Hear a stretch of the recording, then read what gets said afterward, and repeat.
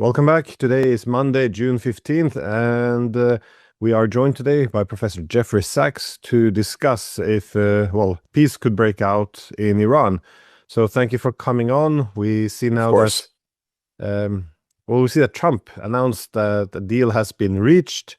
Again, one would like to be optimistic, but how do you see this deal? How sustainable is it? Because it implies some painful concessions.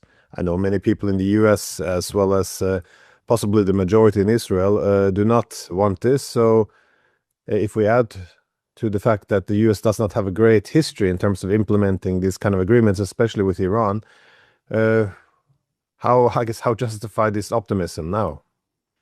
Well, of course, we have to be extremely cautious because the details of what has ostensibly been signed, and now all parties, Iran, the United States, and Pakistani mediators have said that an agreement has been signed. We don't know the details, and it comes in many stages, and from what we do know, and in any event, it could fall apart quite easily. So what do we know? We know that the three sides have said that there will be a ceasefire, and the three sides that have talked about this, I should say, two of the antagonists, the U.S. and Iran, and the third being the mediator, Pakistan. This does not include Israel. So Israel is not a formal party to this agreement as far as we know. The agreement seems to call for an end of hostilities. The phrase that the Pakistani announcement used was a permanent end to hostilities. It ostensibly comes in phases, two broad phases. One is to reopen the Strait of Hormuz and the international oil and gas traffic. And the second phase is about the nuclear issues. It seems, according to the announcements, that the agreement does not include other kinds of demands that the United States had once upon a time put on the table about Iran's missile systems or its support for other groups in the region, such as Hezbollah. So it seems to be a two-stage agreement, one to open the Strait of Hormuz, and second, to then negotiate over a period of 60 days the some kind of resolution on the nuclear issue, in which Iran would, in some sense, irrevocably, but not produce or procure through purchase or other way a nuclear weapon, and U.S. and other international sanctions, economic sanctions, would be dropped. So that's the basic framework. Within that, there are many statements, but not so much clarity. How will the Strait of Hormuz be governed going forward? It seems from the Iranian side that Iran says this is not an international waterway. It's a waterway shared by Iran and Oman, and we will have co-responsibility for that. Whether that is somehow inscribed in the agreement or not, we don't know. President Trump said that there would be no tolls charged, and this may be one of the terms of the agreement, because Iran was claiming tolls of $1 a barrel of oil on the ships passing through, and maybe that has been dropped. On the other side, there are statements that the U.S. will unfreeze Iranian assets that are frozen, and a number that is mentioned is $25 billion. Which assets? Why? How? Who? Under what authority did the U.S. freeze these? What is really being counted here is not clear. But there seems to be some kind of arrangement where the physical traffic will open, some kind of nominal or maybe even more substantial than that, Iranian and Omanian control over the Strait will continue. And if the rumors are correct, tolls will not be charged on trafficking of oil and gas, but on the other side, the U.S. will unfreeze a significant, let's say, amount of assets that were frozen beforehand. Now, Israel is not part of this agreement, and certainly the Netanyahu government would not agree to one of the crucial terms that's claimed about this agreement, that it covers a cessation of fighting in Lebanon. Exactly what has been agreed regarding Lebanon is also unclear.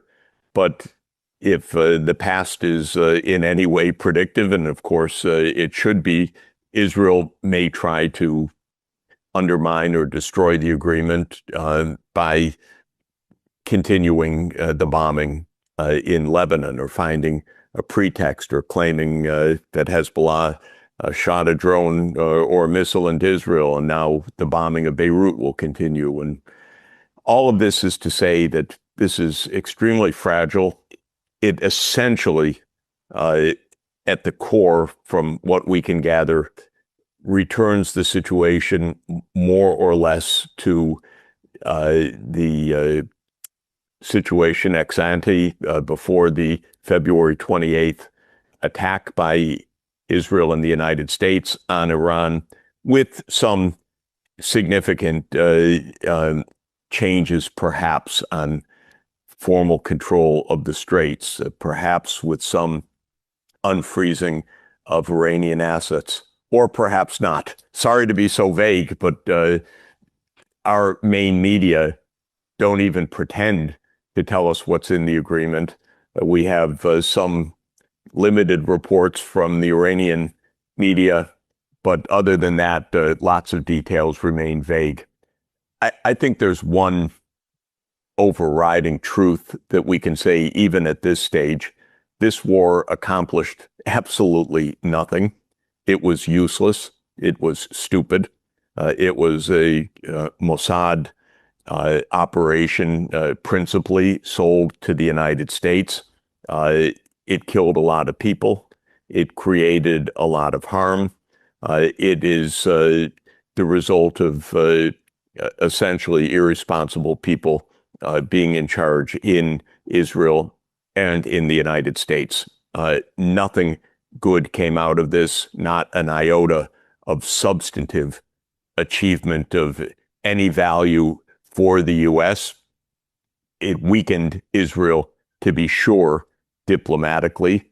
How many times now has Trump himself called Netanyahu crazy in expletive-filled terms, including, again, yesterday? Israel's image in the world, rightfully so, is in a catastrophic condition, because Israel is truly a rogue state and a murder state incorporated, and it's a disgrace how it behaves. So Israel's the clear loser. The United States has certainly lost any aura of strength and invincibility in all of this. I wouldn't say Iran is the winner, though. It's battered. It has suffered thousands of deaths, tens of billions of dollars of damage. Wars can produce just losers, and this is what this war did. This was a lose-lose war, stupidly launched by Israel and the United States. It accomplished absolutely nothing, and whether it's over, of course, remains to be seen. This is hardly a new day in the Middle East breaking out, as Trump's sycophants have said. But maybe it is a fragile ceasefire that will hold. My inbox is already filled with people saying it will fall to pieces within 48 hours. It's a pretext. It's a ruse. I would not myself go that far to make that conclusion. Both sides, Iran and the United States, have a good reason for the fighting to stop. And so maybe the fighting will stop. Israel never seems to stop fighting, but Israel is in a state of open collapse in terms of the support that it has in the United States and the rest of the world. So maybe this time Israel won't defeat the peace, because maybe what Trump is very visibly saying in public, that you're fucking crazy bastard, to quote the President of the United States. Otherwise, I wouldn't use the language. I'm just quoting from the White House. Maybe that actually reflects the fact that with American politics the way it is, and with an upcoming election, and with Trump's approval ratings in a steep descent, there isn't a mood for Israel to play its typical disastrous games. Well, you mentioned before that your inbox was full of people who was warning or dismissive of this being a temporary de-escalation, and I think that's fair as well. But what you said now, though, do you think this could be a turning point in the U.S., not just its Middle East strategy, but overall?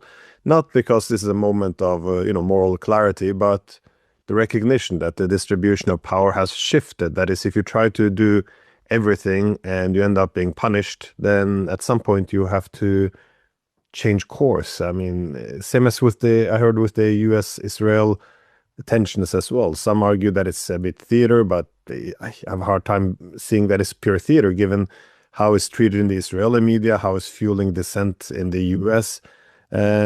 Again, it could be extended to the war against Russia. That is, if it didn't, first of all, if a war isn't successful, at least one can lean back, usually in Washington, argue, well, at least we weakened our adversary, we destroyed a lot of things, we killed a lot of people. But at the end of this, it looks strategically that not just the Iranians, but the Russians will come out on top, and then NATO, the US, they all come in out on a very weaker position. This is not how the wars were supposed to work. Do you think it's a possibility that, well, especially in the Middle East, that this war could compel the US to fundamentally change its strategy? I mean, its bases have been harmed, its alliances have been harmed. At some point, they must, I guess, adjust to reality. That is, what can actually be achieved, to enhance your own security. I think, yes, at a fundamental level, the world is changing, and the sense of U.S. power is changing in a definitive way. The U.S. remains a powerful country. The U.S. will remain the hegemon because of its technological and economic dominance. And that fundamentally is over. The rise of China itself changed that. Geopolitically, Iran, China, and Russia are aligned in a way that Brzezinski said could never happen. Militarily, the U.S. is at a stalemate. It cannot impose its will militarily on Russia. It could not even impose its will militarily on Iran. That's one of the clear lessons of this. There's not a chance in the world it could impose its will militarily on China. I think maybe the United States has recognized that in all three theaters. In Ukraine, it's washing its hands of the Ukraine war. In China, Trump rather openly said vis-a-vis Taiwan, we don't want a war, we don't want you to declare independence, and we're holding our weapon sales to Taiwan in abeyance. This was basically what he said as he left Beijing from the summit last year, that we can't impose our will on China. So in a sense, I think what is being seen is the U.S. does not have any kind of hegemonic control over the vast realm of Eurasia, which is, over Asia in particular, and over the non-EU part of Eurasia, so I should be careful. It still has influence. It still has the ability to impose pain and sanctions, but it cannot impose military victory. And I think increasingly its ability to impose even economic compulsion is fading away, though I would say it played some role in what we've seen now vis-a-vis Iran. Well, on the unipolar moment, though, I think what key criticism in the 1990s was that the unipolar moment would unavoidably be temporary because the US would exhaust itself and then it would incentivize adversaries to collectively balance the US. I think now the war against Russia pushed the Russians in closer to China. The war against Iran pushed Iran even closer to Russia and China. So at some point, I think the lessons have to be made that the hegemonic peace does not reflect reality. And when policies do not reflect reality, it has very unfortunate consequences. Exactly, Glenn. And I think there are two things that people should keep in mind about this. One is that you get balancing. So you push so hard on adversaries, they join forces together, and you turn out not to be as powerful as you think. And the second is the myth of the U.S. technological dominance. This is still a continuing myth, certainly in the U.S. stock market. But the idea that ultimately, and Brzezinski said it very clearly in 1997, and he was suffering from that myth, the U.S. ultimately will triumph because ultimately Western technology is superior, and the other countries will have to face that fact, either on the battlefield or in the economy. And that is, in truth, a core reason for the failure of the unipolar moment. China absolutely competes and in many ways outcompetes the United States technologically on a very, very wide range of activities. But it's more than that. Look at Iran. This is a sophisticated country that can make sophisticated weaponry. And that was completely not understood or felt in Washington. Same with Russia.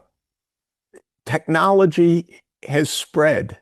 Advanced weaponry, digital technologies, AI, these are not the preserve of Elon Musk himself or Palantir or Israel or the United States. These are worldwide technologies, and they have spread to many power centers, and there are a lot of smart people in a lot of places.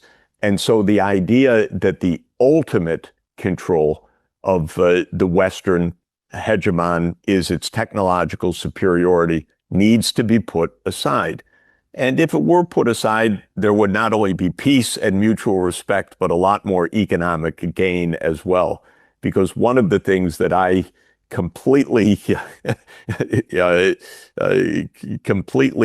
reject and I would laugh at, but I find it so tragic, is that the global economy has been taken over by the military strategists who now view trade and finance as strategic weapons rather than as the ways of mutual gain and economic progress. So I want the economists who believe in open trade, finance, and mutual benefit to reclaim these tools from these economic warriors like our Treasury Secretary and others, and our Commerce Secretary and our trade representatives who view everything about the economy in warfare terms. Thank you for taking the time. Actually, if I can just add one note, I think what you said about the technology is quite important because it shows that these wars don't just signify the end of the post-Cold War hegemonic era, but also centuries of Western technological dominance and, well, you can put it, well, at least international leadership over the past 500 years since the Western maritime powers set out to reconnect the world. So it's interesting times. So thank you very much again. Of course, see you again very soon. Thanks a lot. 大家好，我是主播周玉琴。很多的朋友告诉我们，选择原版的太阳星全效克菲尔益生菌，它添加有羽衣甘蓝，健康再加分。而有睡眠困扰的朋友们，赶快选择蓝色包装这一款晚安加强版，绝对是更有感。每日克菲尔，时刻美好 ，Good Feel Good， 请上快点购为健康下单，而且要记得输入推荐代码，有额外的折扣优惠。太阳星全效克菲尔益生菌基础版、晚安加强版新包装改版，内容不变，抽取更方便。要吃就吃最好的。